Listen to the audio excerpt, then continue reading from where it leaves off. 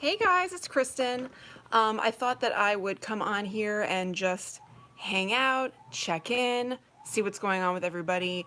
Because Will and I aren't recording the show live tonight. We recorded it last week, and I thought that I would pop in as a bit of a placeholder and see if anybody wanted to hang out. As you can see, hey Diana. As you can see, I'm at Will's right now. Actually, I guess you guys don't really see this angle. So for all you know, I am at home, and that is my plastic golf club atop our grandma's crewel work embroidery thing. But it's not. I'm at Will's. He and Allie are both traveling, so I'm taking care of Molly, and my original intention was to come over here and film this in the backyard while the dogs run around. Mama! Hello! I was gonna do it sitting in the backyard, and I thought that that would be nice. Hey, KB!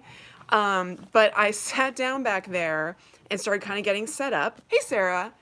And then we've talked about it on the show before. Will has neighbors who live in the back, like behind the house, who use their driveway, his and Allie's driveway, as kind of a throughway. And I was starting to like get comfy, get set up and everything. Hey, Dana. Hey, Louie. Yeah, I was getting like set up, and then I heard people using it, and I was like, I'm never gonna be comfortable knowing that this is going on. Hi, Arletta. I'm just gonna be aware that there could be somebody back there. I feel like I'm looking over my shoulder. Hey, Michelle. Hey, everybody. And so I was like, let me just bring this operation inside. So what's going on with you guys? What were you doing right before this? Did you just get home from work? Are you at work? I won't tell anybody. But what were you doing when you decided to hit watch or whatever? What I was doing was romping around with the dogs and making sure that all the s'more makings in Will and Allie's kitchen were properly secured, because my dog Crumbs is a monster who tries to eat everything. And we were over here a couple weeks ago, and I came across him in the kitchen. He was upstairs, and he was like hovering over a box of graham crackers that was ripped open, and one complete sleeve was missing. Like, there was no graham cracker debris anywhere. There was just a missing sleeve that looked like it might not have been like removed by natural means because of the tear in it. And I got freaked out that Crumbs must have somehow swallowed, without making any sort of mess, a complete plastic covered sleeve of graham crackers. So I had a minor panic about this for like 2 minutes. It wasn't too bad. Because then I came downstairs and I told Will and our mom about it, and Will assured me that while Crumbs was the culprit, it wasn't this time. It hadn't happened live. It had happened last week, and he had gotten to the graham crackers, and Allie had thrown away the whole sleeve. So I had nothing to worry about. Now I want to see what you guys just said. Okay, so Sarah, you're working on your resume? That's good though. I know it sucks, but it's good that you're doing that. Let me see. Ooh, wisdom teeth removed, Diana. That's tough stuff, but from what I understand, an excuse to eat ice cream. And maybe even ice cream soup? Is that a thing? Not sure. Let me see.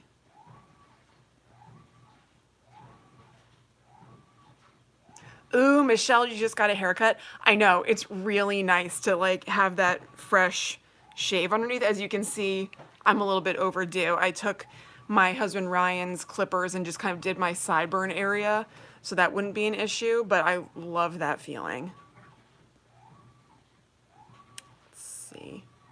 Oh, you used to watch this at work all the time, Sarah? That's awesome. I'm happy that we could be your companions. Mom, the washing machine is on in the background. I obviously brought laundry over. Okay. Dana just finished watering your garden. Awesome. What are you growing? My husband likes to garden.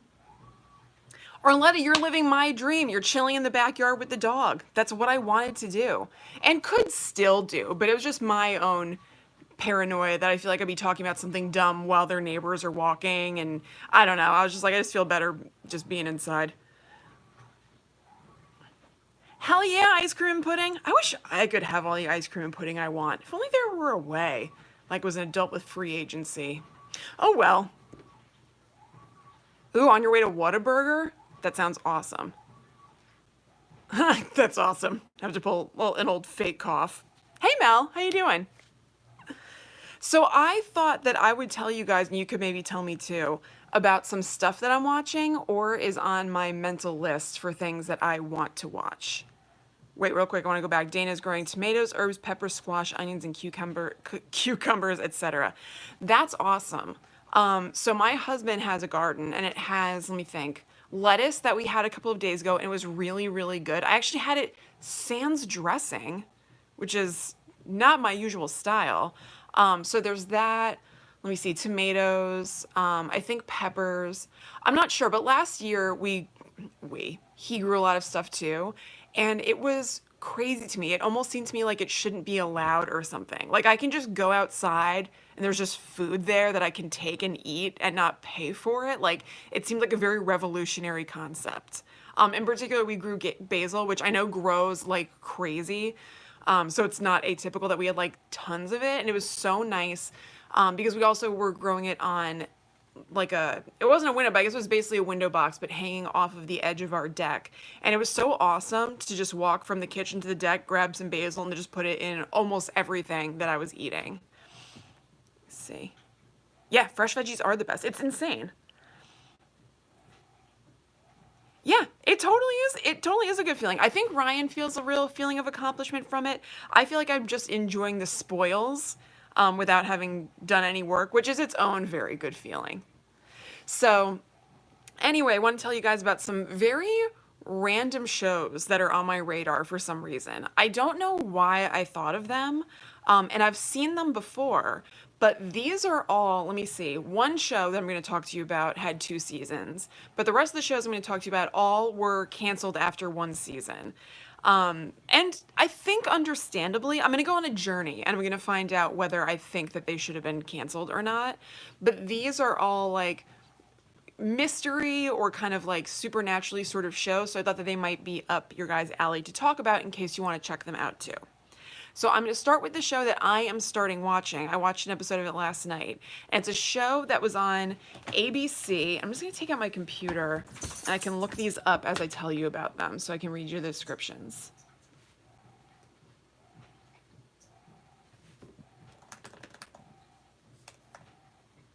Okay, so it's a show that was on ABC called Happy Town. Did any of you guys watch that? Um, I feel like it was around the time that Lost ended. I could be wrong. One of the guys from Lost is in it, which was kind of a draw. But here is the plot from when you Google it. After a rash of unsolved kidnappings, the small town of Haplin, Minnesota enjoys a half-decade of crime-free life. But the first crime in years brings to light some dark truths about some of the town's upstanding citizens. Townspeople are convinced that the Magic Man is behind the criminal activity. That's a weird description because they don't explain really like what the Magic Man is or what the criminal activity is. I feel like it's very vague, but I guess what are you gonna do? You gotta bang it out in a couple sentences. So this is one of those shows where and I think all of these kind of share the same thread as far as these shows I'm thinking of. They're network shows, so they're like kind of formulaic in a way and kind of have that like comforting network TV feel to them. But also like they're trying to be a little bit like strange and have some sort of like twist of Twin Peaks oddness to them. And it doesn't totally translate. Like they're not that weird, but they're weird for a network TV show. Let me see who the guy from Lost is. Hold on a second.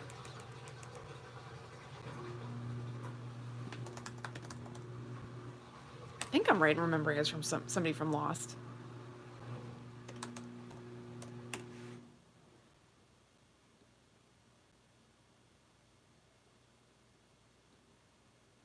The description on IMDb is a little bit better for the record. A deputy sheriff is confronted with the unsolved mystery of a half-dozen child kidnappings over the past decade in a small town in Minnesota.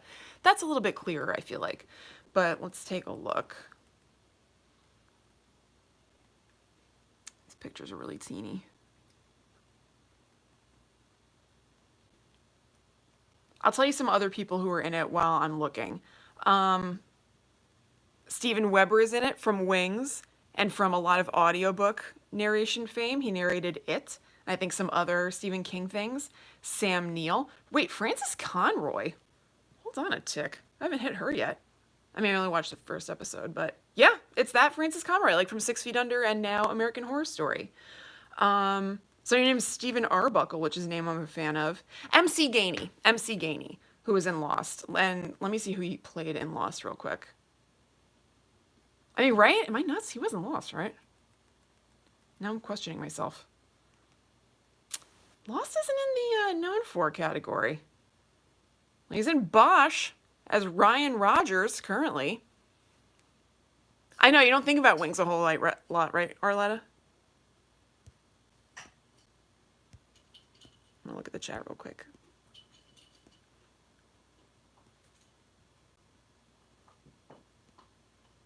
Okay, anyway. Let's see. He's also on Riverdale, or was on Riverdale as Papa Poutine. That show's ridiculous.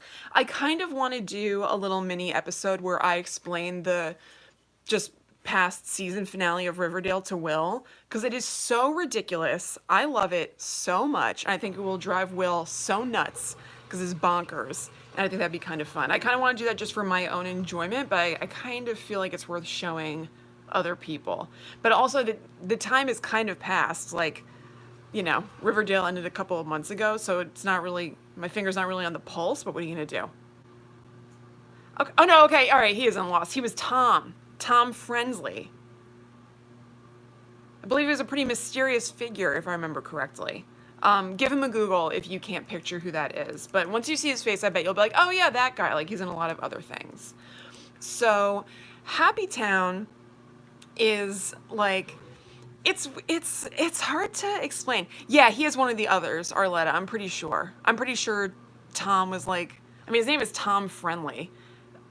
I kind of think he was, I'm trying to remember if he was like a nice guy other or a scary one. Probably a mix of both, knowing the others. But yeah, like, Happy Town is corny in a way that I find really appealing and really comforting. So, like, you start out following this girl who's just moving into town. Why? We don't know yet. But I'll tell you. I'm going to spoil the first episode for you a little bit. That's all I've seen so far of this run. I know I watched it before because I have a vague memory of the ending. And I'll also tell you the ending isn't satisfying, if I remember correctly. So it's a weird one for me to decide to jump back into. Like, they definitely were setting it up for a second season, and they didn't do any sort of thing where it's like, yeah, like, we're summing up this story in a satisfactory way, but we're leaving the door open for more. I think the door was just totally open, but it didn't take off, and what can you do? But this girl's moving to town, and everything seems pretty perfect. She has a real estate agent who weirdly picks her up from, like, the train station and is driving her to the home that she's gonna live in. That's, like, kind of a weird, like, dorm, like, sorority house where it's this, like, like, all older gals, and then Sam Neill, and then this girl who's, like, in her 20s is gonna live with them. And everything seems great. There's a bakery in town, so the town always smells like baking bread. Like, nothing goes wrong in Happy Town. It's called Haplands, that's where Happy Town comes for. But the girl, as she's driving by, is noticing this strange graffiti of question marks with a halo over them. And you're just like, huh, there's obviously something sinister going on in Happy Town. And then, you know, you find out that there were these kidnappings a few years ago, and thank God everything's been peaceful for a while, but now it's kicking back up. There's a crime, and they're wondering if the same person committed this crime. And we don't know why this chick is around. We also don't know why Tom Friendly, the sheriff, is having these strange episodes where he's doing his job, he's questioning people about the crime, but every once in a while he's lapsing and saying these weird things and mentioning the name Chloe. Where's Chloe? And then when his son, who's a main character and also works at the sheriff's station, is kind of like, Pa, are you okay? He, like, snaps out of it and seems like he had no idea that he said anything strange, which it's fun. And at the end of the episode, you see the girl who lives in this, like, weird sorority house with Sam Neill, who owns, like, a memorabilia shop. Neither here nor there, but worth mentioning because it's just strange. She calls somebody on the phone. She's like, hey, mama, it's me, Chloe. And you didn't know that was her name. She said her name was, like, Jan or something. Not Jan. And she's like, I'm going to find out the blah, blah, blah.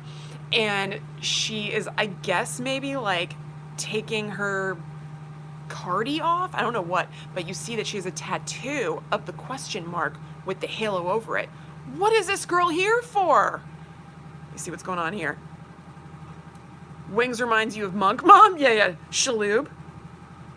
I didn't know that he was in Wings. I'll be damned, Shaloub is all over the place. This guy's the hardest working guy in showbiz. He's also in Men in Black, which we talked about last week. He plays a guy whose head keeps blowing off, who owns like a pawn shop or something. So yeah, that's Happy Town. Weird show that I'm suddenly interested in from almost 10 years ago and didn't last more than a season, number 1. Weird show number 2 in that vein is a show called Harper's Island. That is also a mystery thing, and I'm gonna go find the description of that now.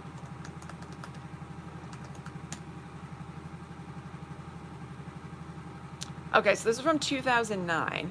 It predates Happy Town. And here is the description from Google. 7 years after a series of murders claimed the lives of her mother and 5 others, Abby Mills returns to her hometown of Harper's Island to attend the wedding of her best friend, heiress Trish Willington, to boy next door Henry Dunn. This already sounds great. There's no happily ever after, though, as a serial killer begins picking off family members and friends one by one in this serialized horror drama series some have described as Scream meets 10 Little Indians. Who calls it 10 Little Indians? That's the name that And Then They Were None was changed from, which was changed from something else worse, but that's where that's on Google.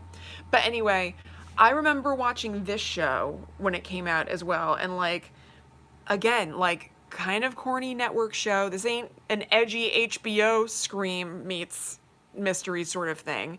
It has like, you know, kind of formulaic beats. It's like kind of sanitized, but there's something about that is kind of fun and easy. I guess these shows seem very easy to me. Oh my God, Amber, you're right. Amber just said that he was the other who snatched Walt and was like, I'm here for the boy. I only vaguely, like, theoretically remember that happening, but just like people might not remember what you say, they remember how you make them feel. I remember how that made me feel. That was, like, horrifying, gripping TV. I completely remember being like, about that. That's right. So he was not very nice then. Although, wasn't he, like, snatching the boy for, like, you know, they're, like, nefarious but, like, helpful purposes or something like that? Like, was it for Walt's safety or something? I don't remember. Maybe it was like leverage.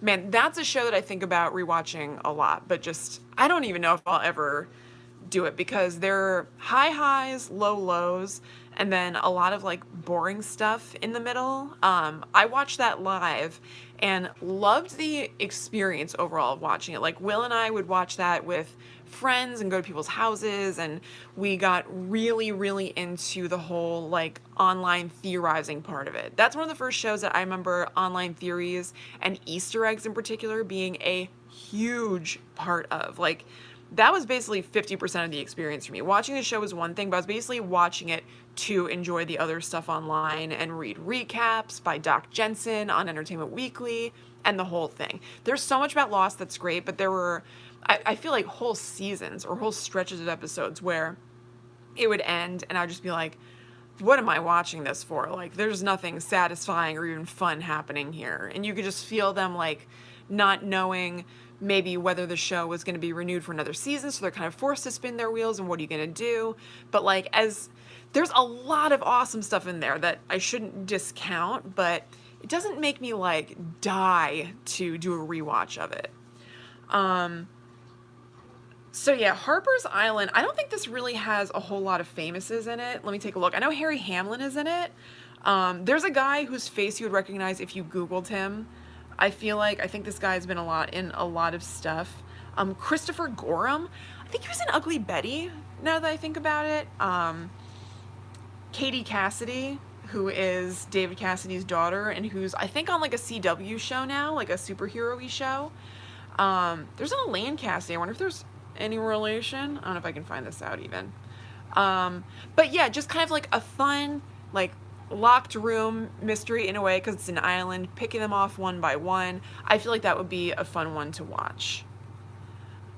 Have you guys watched or heard of either of these shows, just out of curiosity? I'm not surprised if I'm the only one who's thinking about these shows in the year of our Lord 2019, but like, did you guys have an awareness of these shows when they were on or watch them yourselves? Riddle me that. Okay, what was the other show? Oh, there's another one that came out just a couple of years ago, and I watched it. I watched both seasons, and I guess for some reason, I just want that comfort food of like a kind of, you know, a familiar network show that's also wacko right now. This is called Wayward Pines, and it came out in 2015. And these were all, I think I mentioned, like summertime shows. So they have that fun summertime episode feel to them where networks want to like try out something kind of light, probably kind of weird maybe. They're not like really putting out heavy hitter shows during the summer, or at least not debuting them during the summer. I feel like summer network shows have a particular feel to them when they're not like Wipeout or whatever. You know, that show where it's like an obstacle course that's truly insane. Speaking of which, when I was watching Happy Town yesterday, which is streaming for free on abc.com, by the way, there were commercials, like, you know, current day commercials for a show that's coming out hosted by Rob Riggle that, I'll look up the name so it's not annoying, that is a combination of playing mini golf and Wipeout, it seems like. Hey, Willie boy, boo boo. Sorry if it's weird that I'm in your seat in the basement. Everybody say hi to Will. What am I looking for? Okay, I guess I'm just gonna Google Rob Riggle. I guess that's the shortest route. Maybe not. Hold on. Let's go to his IMDb.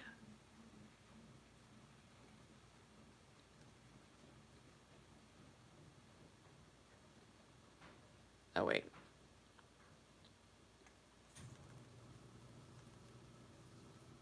Okay.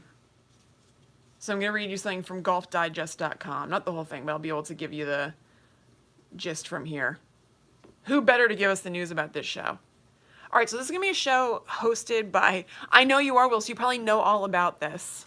It's a show hosted by Joe Tessitore, I'm not sure, maybe he's like a golf guy, and Rob Riggle. And it says, America's new golf broadcast dream team sound off on the making of Holy Moley. That's what it's called, Holy Moley. So, yeah, look up a commercial or something. It says that it is ABC's new 10-episode mini golf gauntlet, where Tessitore and Riggle will be plying their thunder and lightning trade this summer. What? But what exactly is it, this rainbow-tastic reality golf show splattered all over primetime TV? Well, we sat down with the Batman and very grown-up Robin of Putt Putt. What is this article? I just might not have the right perspective. Maybe this is the best article ever. But I don't know what the hell's going on right now. For a behind-the-scenes look at the season's weirdest, wildest, golfiest game show. You know what? I bet Golf Digest doesn't really get to write about weird stuff a lot. So maybe whoever wrote this article was like, whew, I finally have something kind of zany to write about. I'm going to take this all the way to the bank and write about it in a crazy way. Yeah, it says, needless to say, you're not ready for what's about to smack you in the face. No, seriously, you might want to duck. All right. So I'm not going to go too much further with you with this, but I'm just going to tell you the answer to the question, so what the heck is Holy Moley? This has a lot of personality. A 10-part tribute to America's favorite summer pastime that pits 12 different mini golf ringers from around America against each other. And a course setup that makes the USGA look merciful. We all get that. And a high-stakes match play meltdown. Every week, 3 finalists advance to the greatest closing hole in putt-putt, Mount Holy Moley, with the winner crossed out, survivor, earning $25,000, a golden putter, and the coveted Holy Moley plaid jacket. Sound complicated? Don't worry, it is. They don't say that. Don't worry, it's not. Just listen to Tessitore, who calls it Willy Wonka meets Wipeout meets mini golf. Frankly, I'm interested, to tell you the truth. So, I guess I'm gonna have to add that to my summer viewing slate. Let me see what's going on with you guys. I know, Will, you gotta look up, you guys all need to look up the commercial for this. I was like, what the hell is happening? Yeah, golf is already a reality show, but minus any personality. Okay. Okay. All right, I'm with you guys. All right, yeah, holy guacamole. I bet they tested it. Don't you think that they tested it? Maybe it was like too many syllables or something. I'm not sure. But here, so I'm going to tell you about, it seemed like somebody in the chat had watched this show. Arletta watched Wayward Pines. Yeah, it was just a couple of years ago. And I know somebody said that they watched, KB said that she saw the show and read the books. I heard the books are good. Yeah, Mom, for sure they tested Holy Guacamole, right? It's a more fun name. Also, like, I wonder if during the show, you know, so like, it was literally like somebody trying to like putt a mini golf thing through like a windmill or whatever, but then like a giant foam ball would come that you're supposed to avoid, and you're like, boing, and I guess they're gonna be like, holy moly. Isn't it inherently more fun to be like, holy guacamole? It feels so much better. God. Well, this is why you're in entertainment. So again, here is what Wayward Pines is, which is also on my summer watching list. When 2 federal agents go missing in Wayward Pines, Idaho, Secret Service agent Ethan Burke, one of Seattle's best agents, I wonder who writes these things, sets out to find them. One of the missing agents is Ethan's former partner, Kate, with whom he had a relationship that almost destroyed his marriage. After Ethan is involved in a car accident upon his arrival in the seemingly perfect town, so maybe I'm also drawn to perfect towns at the moment, with trouble bubbling below the surface. He wakes up in the hospital without his wallet, ID, or money, and he cannot find a working phone to contact anyone at home. When Ethan's wife learns of his disappearance, she and their teenage son begin a search that leads to more questions. So yeah, this is definitely kind of like, it's kind of a weird Stepford Wives sort of town that he goes in, but it feels wrong. There are things that just don't add up, and it's because things are wrong. They don't add up, and I feel like watching it again, even though I guess I apparently watched it when it came out in 2015. I remember liking the first season as a whole, and then not liking the second season, but kind of just hanging on out of habit, basically. It stars, what is that guy's name? I'm gonna go to the IMDb. It's a famous dude. What the hell's this guy's name? Matt Dillon. I remember that. And yeah, actually, this is like a pretty stacked cast. I kind of forgot about that.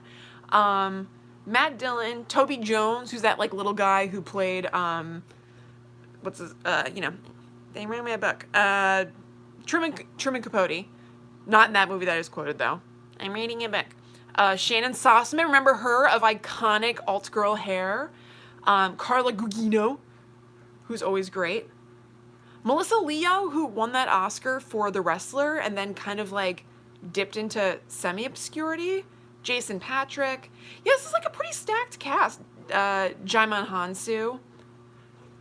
So yeah, I'm gonna travel back to Wayward Pines. Oh, also, what's his name? Terrence Howard. Doesn't say that, but I know he's in this. So yeah, another really random show on my radar. And let me see what's up with you guys. I know, it was really good, right, Michelle? He's so good at this. Yeah, totally, Dana. It was not good. Like, I'll stick with things sometimes as long as they're not boring. Boringness I can't really abide by, but like, not goodness, I guess I can. And I guess I didn't find it boring, even if I didn't like it. So now the last show I want to tell you guys about that's on my summer watching list is a really, really strange show that I wish was still around, that I don't think many people watched. I'll be surprised if you guys tell me that you watched this show. Although it's on a network, so it's not like I'm telling you about like a hidden gem or whatever. But it's a show that was on ABC called Whodunit. It's a reality show that's a murder mystery show. Do you guys know about this? All right, let me pull up the description. All right, let's see when this was. Okay, so this was from 2013, and the description from Google says this. Brand new? What's this? Oh, William, did you watch this too? Murder mystery reality show that we loved. I thought you didn't watch this. I'm trying to think. Tell me something more. Well, I'll read the description. You tell me if it was this. 13 contestants put their investigative skills to the test in this mystery competition. Okay, I guess you did watch it, Will. Yeah. All right, I guess, who am I talking to? It's not like I'm just talking to, like, rando general public. You guys like weird stuff, so now that I think about it, I'm not surprised that you guys know the show. You guys would. Will, I guess you did watch. I don't remember. 13 contestants put their investigative skills to the test in this mystery competition. The players employ a variety of crime scene investigation techniques to find evidence in a series of strange murders and find the perpetrator. As they face a new crime each week, the players, who stay at a lavish estate called Rue Manor, must decide whether to form alliances or go it alone. Not solving a crime means the end of the line, until only 3 contestants remain. William, I just remembered, I think that you might be thinking of Murder in Small Town X. We'll revisit that in a second. In the end, the player who identifies the killer wins a $250,000 prize. Gildart Jackson, in the role of Butler Giles, hosts. Okay, let me see what you guys are saying. Will, is this what you're thinking of, or are you thinking of Murder in Small Town X? / does anybody else also know about that show? So yeah, it was kind of like Clue meets reality TV, Diana, but like, you know, I'll be able to, okay, it is Whodunit, Will. I'll be able to report back about this better when I've watched the show again, because I don't remember it well, but I remember thinking there's a big flaw here in the conceit of the show. Like, something didn't make sense about it in some way. And that may have just been the finale. It may not have been the whole show I felt that way about. But I remember that once they whittle it down, because the thing is, the killer does know that they're the killer. So it's a cast of randos who come to live in a house or whatever. And one of them is told that they're the killer and the others, you know, aren't or whatever. And I remember thinking that by the end, and like, it was really fun and cheesy. Like, they would maybe get notes or something that had kind of like a corny like rhyme, like, he who walks outside the door will enjoy their life no more, or whatever. And then at the finale, when the killer is revealed, it was this person who had to say a rhyme like that, but they were like a normal person who didn't have the like bravado to do it, so it just felt very weird. And I loved it. It was so fun. And I was so disappointed there wasn't a second season. I know that, in particular, Gildart Jackson was really pushing for a second season even before the show started, because I found out that this was going to be a thing, and I was obviously all over it, reading all the press about it and everything. And even when they were doing the ramp-up press, he said things like, I think there's a lot of places that Giles can go. I really look forward to playing him and unraveling more layers of him as time goes on. And I was like, okay, great. And then time didn't go on. Time stopped for Giles. Also, fun fact, Gildart Jackson is married to Melora Hardin, who played Jan on The Office. So you'd think that her office clout would have been able to extend things, but I guess not. I guess, you know what, they had an inter-network romance. He was ABC, she was NBC. I guess it didn't really work. Wait, what is this? I prefer for Giles to reveal himself to me. I've come to understand some things about Giles that I can't wait to share with you. I was weirdly obsessed with this show. Like, again, it just didn't totally, completely gel or make sense, but it hit that sweet spot in me, like that likes the comfort and maybe cheesiness of a network show married with murdery stuff, which is a spot I really like to live on. So I was Googling Whodunit Season 2. This came out in 2013. I was periodically Googling Whodunit Season 2, I would say conservatively into 2015, maybe. Like, I just kept checking. And also, there was this girl on it. Like, I was involved. I was, like, going to the... Was Instagram a thing? I guess it was. I know that I was going to the Twitter profiles of cast members on it and things like that. Like, I know there was one cast member who I was particularly shocked was gone, and I was checking her Twitter, and it seemed like she was, like, really pulling for there to be a season 2 that she could be involved in somehow, and she told people that she, like, quit her job and she was going to pursue things in LA. Maybe that worked out. Maybe she's, like, doing behind-the-scenes stuff or something. But, like, I was really all in on Whodunit, and I'm looking forward to watching it again. Let's see. Yes, William, I am planning on rewatching this. So let me see. It's still available to watch somewhere because I went through all these shows that I've been... Yeah, it's free on abc.com. So I went through all these shows that have been on my mind for watching during the summer, and I checked to make sure each of them were streaming somewhere, so I didn't get myself excited thinking about Whodunit and Harper's Island, and then only to find out I can't watch them. And you can watch all of these. Yeah, rewatch it. It's free. They'll just be like commercials and interviews. I mean, at intervals. But since I'm now acquainted with using ABC.com for watching Happy Town, which, William, I don't know if you watched that. I talked about this before you came on, but that I'm currently rewatching that show. I guess ABC is like pretty free and liberal with like letting you just stream older shows. I didn't have to sign into anything, whatever. They're just like there, which is great. Let's see. Yeah, okay, so Arletta says, Murder in Small Town X has always upset me after what happened to the Winter Angel. I don't remember. I don't think I've thought about Murder in Small Town X in a long time. I just thought of it as we were talking about this. I don't even completely remember. Let me look that up. Let's see. I'll tell you guys the plot of that and everything. But isn't there some sort of connection, and I could be wrong, didn't this come back? Okay, you just answered my question. So was he killed in 9/11? I think Arletta, because I was about to say, I have something linking in my mind Murder in Small Town X and 9/11. Yeah, okay. And I was thinking that it didn't come back partially because of 9/11 and what we talked about on the show before. We talked about it in the MTV Fear episode. A lot of networks weren't giving as much attention to shows that were darker after 9/11 because people weren't really in a place where we necessarily wanted to watch that.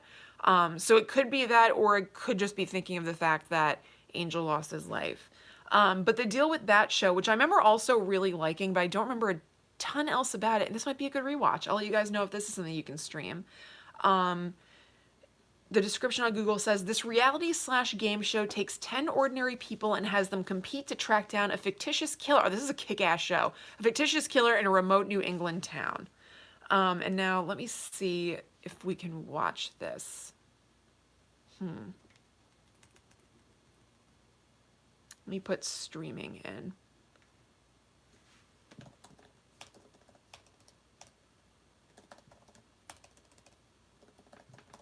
And then when I think of this show, I also think of the show The Mole, which I never watched, but with Anderson Cooper, I think, was on that. Let's see.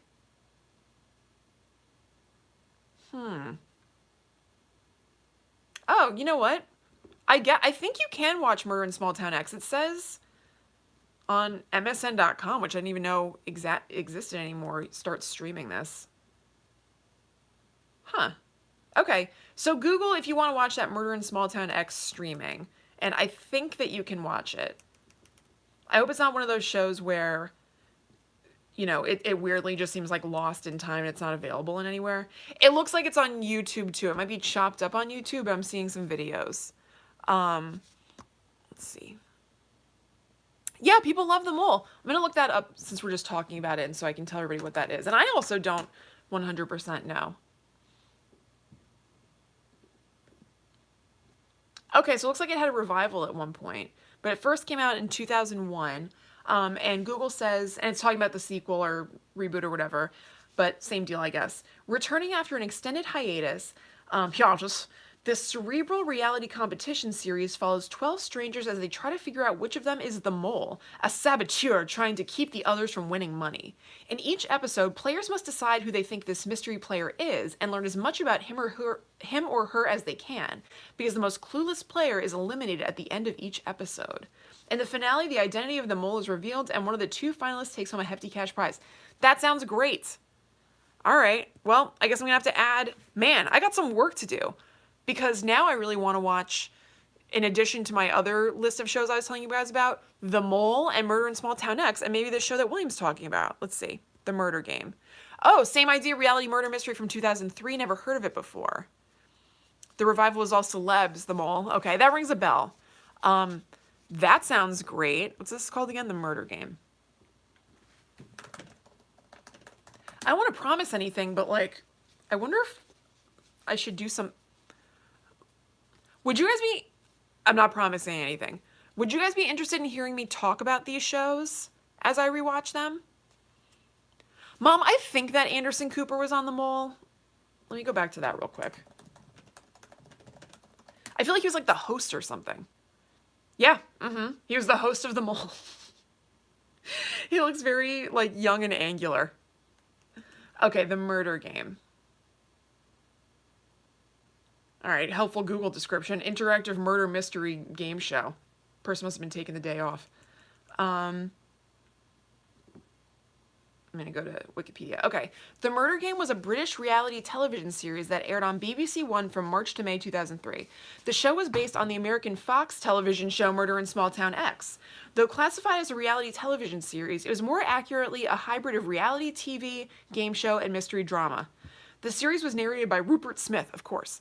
Although there was no host in the traditional sense, the chief, Bob Taylor, acted as a sort of host for the show. That sounds great. I'm way in.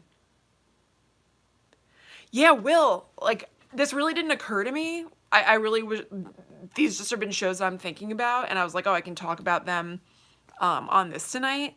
But, like, maybe this would be fun.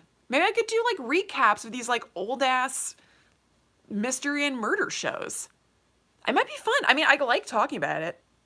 Yes, I was saying the same thing, William. It would fit in. It's of that era. What is with me and old stuff? Yeah, this all sounds great. All right, guys. I guess I have some things to ponder and some things to watch. William?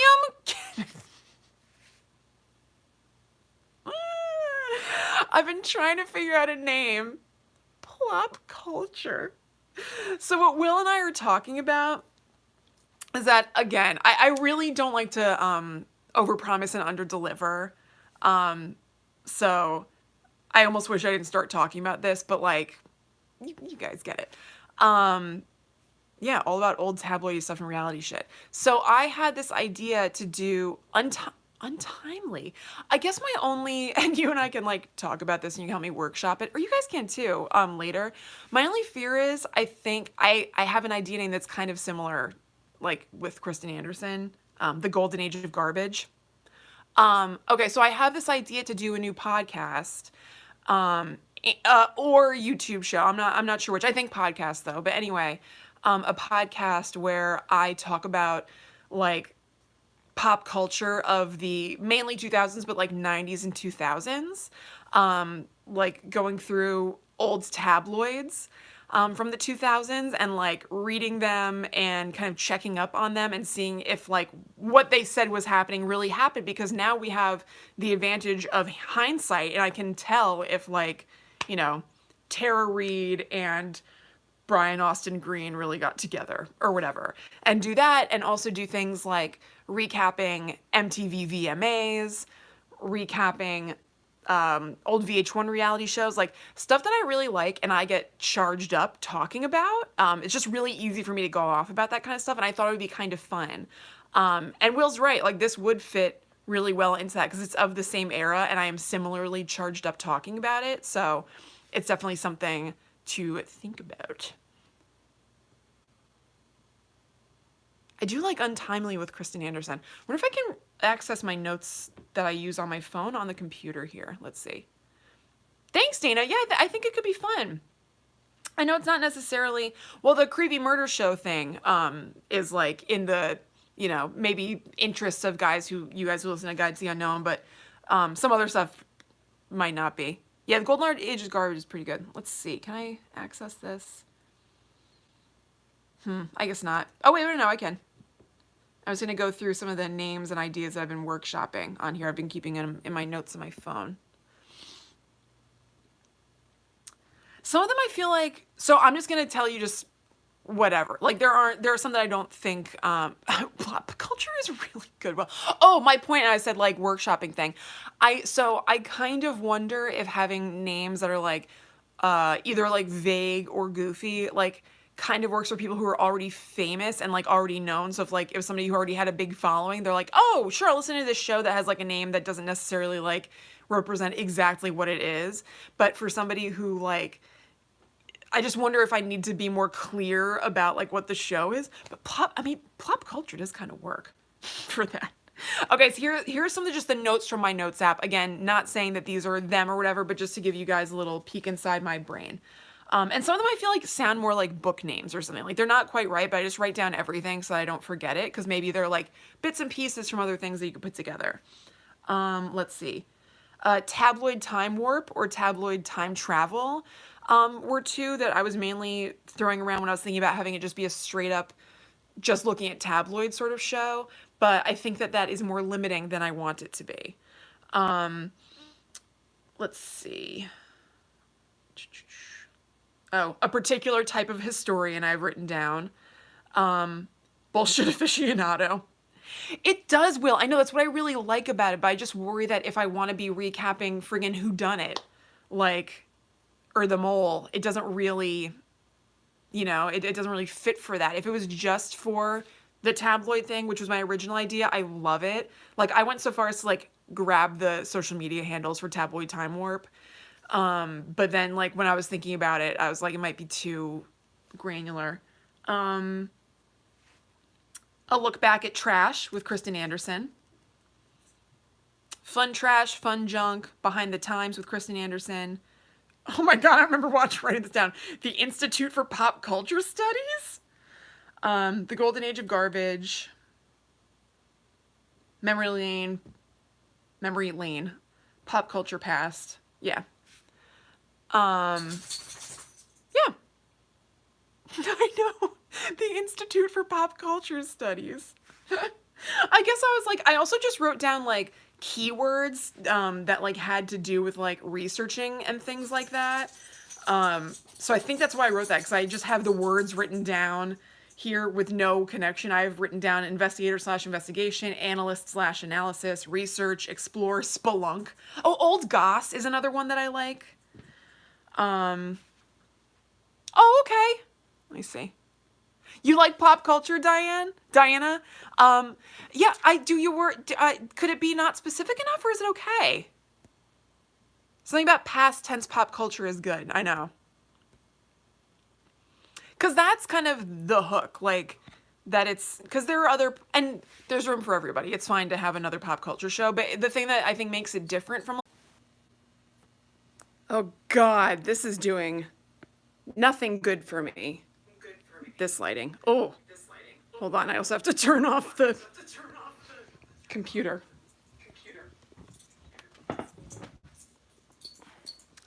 Moley. Hurrah. All right, let me move a little bit. Okay. Moley, come here. Yeah. Oh, yes. Oh, yes. Got a couple of sweet pigs here. Yeah. So, I don't know. I guess we were kind of wrapping up anyway. So that's a thought for a project that I want to take on. And I am really into the idea now of incorporating some of my very random summer watch list into it. I think that'd be a lot of fun. Maybe that's a good way to kick it off. So, yeah, I also saw a little bit of, let's see. Oh yeah, I also love, as you might know, KB and other guys, I love old paranormal shows. I really do. So maybe that's an angle to go with too. Let's see. Oh, that's cool. Yeah, I guess ABC is just like very like chill about you letting you stream stuff. Yeah, I like retrospective shows too, Will. And I also really like recaps. Like, I don't know, the same way that I find kind of like network shows, there's something comforting about them. There's something like just comforting and chill and just kind of like pleasant about shows that are talking about movies and TV shows. Like, that's definitely my comfort podcast to listen to, are shows that are discussing TV shows and movies. I just really, really like them. Yeah, if they could be a segment, I know. I have to like, I'm gonna rethink this a little bit now, because part of the reason I didn't want to, I decided not to have the show be all about the tabloids and do it's also hard to say, by the way, tabloid time warp, is that it's limited. Like, I bought a bunch of old tabloids off of eBay, And yeah, or bonus material. I know. You know what? That might be a good flip flop because what I had been originally thinking was doing the tabloids and have the bonus material be talking about like the VMAs or, whatever. Maybe the flip flop is talking about these shows and stuff, and the tabloids are the bonus material because, like, so there's a finite amount of them, but that's kind of okay. And also it stretches them for much longer. Yeah. Yeah. Or on social, like post pictures and stuff like that. Yeah, that's a good way to stretch the finite amount of old tabloids that I bought too. So that is kind of a good double whammy. I really like this idea. It sounds like really fun to me. Yeah, I'm really glad that I brought this up on the live stream tonight. It's really just been me being like, I'm gonna watch Harper's Island, but maybe it has a bigger purpose than that. Maybe I can give what's his name a bump in popularity, Christopher Gorham. Maybe it's his time again. But yeah, can you guys think of any other, or do you have any other old shows that you're into that you'd be stoked to hear me talk about? Just out of curiosity? Yeah, Will, exactly.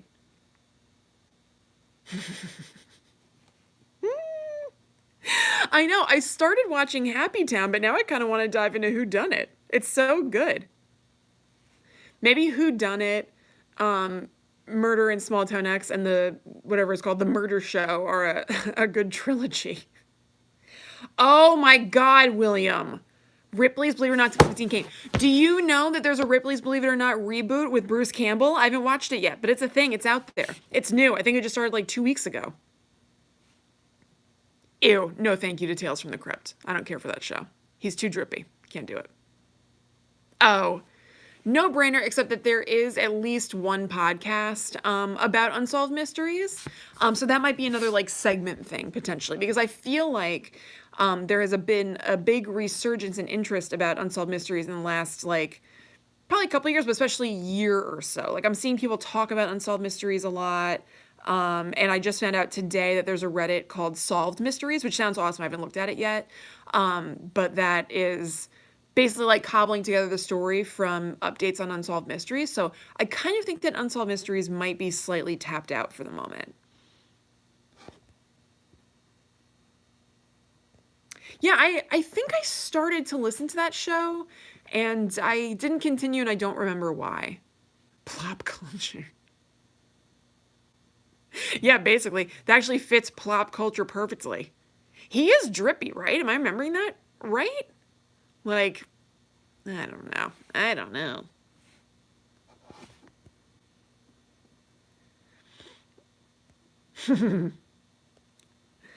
All right, guys. Yeah, right. Okay. I couldn't remember if he's actually drippy or if I was like mixing him up in my head with like one of the drippy little guys from what's it called? The Nightmare Before Christmas.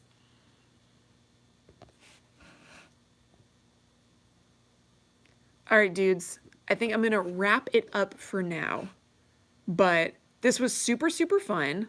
Yeah, it was a little drippy, guys. This was super fun. Will, I'm stoked that you were able to join in. It was fun chatting with you. And yeah, we have a new episode of Guides to the Unknown that's coming out on Friday, and it's a good one. I think you guys will enjoy it. Oh my God, what do we talk about? I remember, oh, William, what do we talk about? I remember recording and being like, that was fun. That was a good one. Okay, I remember that thank you, William. I like it when you do this ish too. I talked about, yes, it's a good one. Okay, yeah. We talk about the lore behind Five Nights at Freddy's and updates on the secret UFO program that's being detailed on the show Unidentified. Although I'm really culling the information from a New York Times article, but it's a really good episode. I forgot about that. So yeah, guys, I hope you have a great night. I hope you check out some of those shows, and maybe I will be giving you some like material having to do with those shows. I'm inspired now. It was just going to be just me watching them, but I don't think it'll like affect my enjoyment of them at all to talk about them afterward. You know how like you're sometimes in danger of like making the things that you're really into a chore. My instinct is no. I sometimes have gut feelings about things where I'm like, ugh. My instinct is this is fine. By the way, do you see that right there? That is a wood carving of Jack Nicholson from The Shining, and that is on the bathroom door of the, what's it called, the governor's toilet? What the hell is it called? Pennsylvania Dutchman? What is it called, this toilet? Mom, what are these things? Rain something. Umbrellas. Dutch bowl. What the hell is it called? Ah, man. Well, you know what? Much like Happy Town left us with an unresolved cliffhanger, so will I leave the name of a single toilet in a tiny room a cliffhanger. Yeah, okay, wait, no, Mom, I'm solving it. A Philly. But it's like a Philadelphia... Is it just a Philadelphia closet? Water toilet? Water closet? I'm not sure. I'm not sure. But you know what? I guess we'll never know. I can't remember either, Will. I want to go over to my computer. Oh, let me just do it. All right, let me do it. The lighting's going to get freaky. Lighting's going to get freaky on me again in a second. Okay. Let's see. How do I even Google this? Molly. Oops. Okay. Did anybody say anything? All right, let me see. Single toilet. What if I end up on a weird like toilet dating site? Single toilet in room. Name.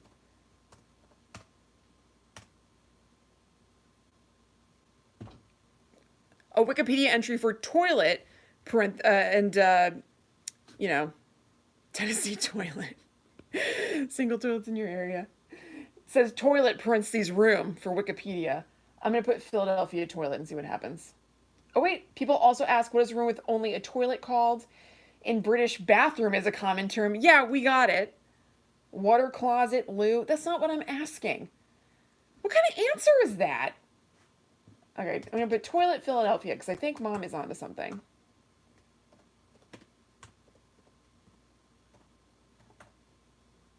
Maybe it's just called the Philadelphia toilet. I don't know. I'm not sure. This is all about Philadelphia's bathrooms. This is so weird. Philly toilet, Arletta? Okay, let's see. Like the first thing when you put Philadelphia toilet into Google is Philly's poo. Old toilets reveal early America's secret history. Ugh. All right, Philly toilet.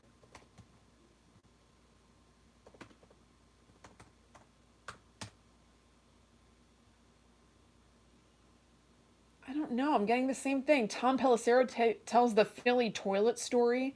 Philadelphia's guide to free bathrooms. The best restrooms in Philadelphia. What? Let me go to images. It's all toilets! What you got, Willie? Can I click this link while I'm going live? I'm afraid that it's going to like do something weird. Boy. I'm really going for vanity on these streams. I got not a stitch of makeup on. The lighting is suboptimal. The angle is suboptimal. What are you going to do? Oh, God. Why is there a picture from Philadelphia CBS local that says sitting on the toilet, and it's a split screen of people on a treadmill and then just a toilet? I guess it's a story about how, like, running makes you go or something. I don't like Googling toilet. This is all wrong. This is going to make bad things happen on my computer. Pittsburgh! It's a Pittsburgh toilet, right? It's a USA Today article about the Pittsburgh potty. It's a Pittsburgh toilet, right? No, I think it is. For some reason, I don't think... I think it is, Will. That rings a bell to me, a Pittsburgh toilet. Let's see. This, by the way, this kind of thing is why I decided not to do this outside. You didn't hear it in the beginning, but I originally planned on doing this outside because I was like, oh, let the dogs run around. And, you know, just like stream out there. But then your neighbors used the driveway walkthrough and it made me self-conscious, so I decided to come inside. This is exactly the reason. My instincts were correct because I'm yelling about a Pittsburgh potty. Oh my God. A Pittsburgh toilet, often called the Pittsburgh potty, is a common fixture in pre-World War II houses built in Pittsburgh, Pennsylvania, United States. It consists of an ordinary flush toilet installed in the basement with no surrounding walls. Okay, that's not quite... It's not quite right. But I think that we called it a Pittsburgh toilet. I'm pretty sure. What? There's a Today article from 2017 that says, "What the heck is a Pittsburgh potty and why is it in your basement?" Huh. All right. Well, I guess this all tracks. Well, yeah. Man, I didn't realize it was called a Pittsburgh potty though. Pittsburgh potty. I don't know. I don't know about that. Show the dogs immediately? You got it, Alyssa. Hold on. There's one. Yep. And there's two. Hey, Crummy. Are you guys getting him? Wait, I think. What? Could you see Crumbs? Yeah, okay. I know, they're the best. Ugh, they're so cute. They're having a very good time. Yeah, he was like, "Why are you waking me?" Up, he got up though. Hey, Crummy. Hey, babe. Yes, Oda Bodo. Oda, baby. Up. Thank you. Thank you. Aw, see, he wasn't mad. Oh, of course, my pleasure. I love watching her. In front of the potty, Crumbs is. Absolutely. No better seat in the house. Pulling up some carpet in front of the old Pittsburgh potty. All right, guys, I think I'm going to go for real now. This was super fun. I really enjoyed it. And yeah, I'll talk to you later, and you guys can check out the show on Friday. And then William and I will be back live very soon.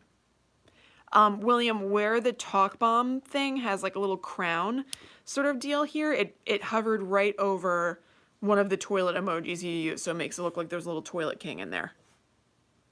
Umbrella much? Mom. You mean the umbrella for our lighting that I like bonked my head into? Is that what you're talking about? Yeah, and where you just wrote, "I am the toilet king," there's the crown is right above the word toilet. So no matter what you do, your phone or computer or whatever recognizes you as the one and true toilet king.